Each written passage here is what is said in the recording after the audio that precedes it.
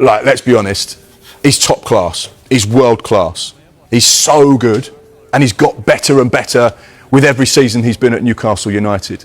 And, you know, is he going to walk away from a Champions League side that's exciting to be in? And probably not. Going to be able to pay the money that Newcastle United would want? Probably not. Anything is possible in the transfer window, and we know that, and things can change with one phone call. But I would be surprised at this stage if he were to depart Newcastle. Just to illustrate how good he is, look at the company he is keeping with regard to goal-scoring seasons at Newcastle United. Best goal-scoring seasons for Newcastle in the Premier League era. He comes in at 4th with 23. Look at the names on that list. Andy Cole tops it on 34, but I think that was a 42-game season. It's still pretty impressive. Alan Shearer, Les Ferdinand, and 2 more. Goal fest for Alan Shearer in 02 and in 2000 as well. So, Carve, you've done well. Can I say one thing on him, actually? Without mentioning his name? Yeah, go on then. One thing I would say is he's got 3 years left on his contract. He's at a club who are in the Champions League. Mark has outlined, and I have in the previous part, about everything that Newcastle represents, everything that is already there. One thing we haven't mentioned is who Newcastle United are owned by. They are, is it 80% owned by the Saudi Arabian Sovereign Wealth Fund? So they have absolutely no reason whatsoever to sell him. We say every player has his price, but if you're 80% owned by PIF of Saudi Arabia, then you don't really have a price. And I can't imagine somebody sitting down and trying to negotiate with them if they don't want to sell him, and they don't want to sell him. The only thing to caveat is PSR. And we've seen Elliot Anderson depart Newcastle. We've seen Yankuba Minte depart, and they were reluctant sales. They didn't want to. They were homegrown players, weren't they? Yeah. Essentially, they represented good PSR profit, and that's the thing. Sometimes, and we've seen it with Aston Villa, you don't want to sell players, but if you can sell one player to sign 2 or 3 players, and you know, the package of our squad gets better and stronger over the next 3 or 4 years. Sometimes they think medium term as opposed to short term. And that may be where Newcastle have to just evaluate things. I'm not saying they're going to sell him, but sometimes those are the decisions. Look at Manchester United. To fund a lot of the business they do this window, they may have to sell some of those homegrown players.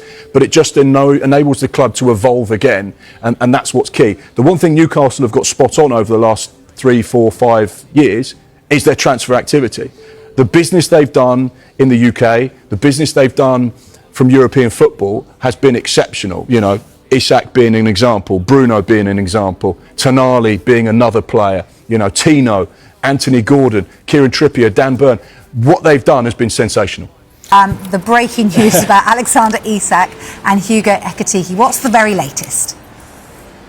Yeah, Vicky, take 2 for this one. I can tell you this lunchtime, this is a bit of a convoluted story here involving 2 strikers and 2 clubs, but we do expect Liverpool to rival Newcastle United in their attempts to sign Hugo Ekitike from Eintracht Frankfurt. That is after this morning Liverpool were told by Newcastle United that Alexander Isak is not for sale this transfer window. Now, we know that Liverpool, Arsenal as well, have a long-standing interest in Isak, and who would not. 62 goals over his 3-year spell here at St James's Park. Liverpool very much like the striker, but they've been told that he is not for sale, and Newcastle value Isak at upwards of £150 million, so they are desperate to hold on to him this window. He's got 3 years left in his contract. Newcastle are in a very strong position. As a result of that, we can tell you that Liverpool will rival Newcastle now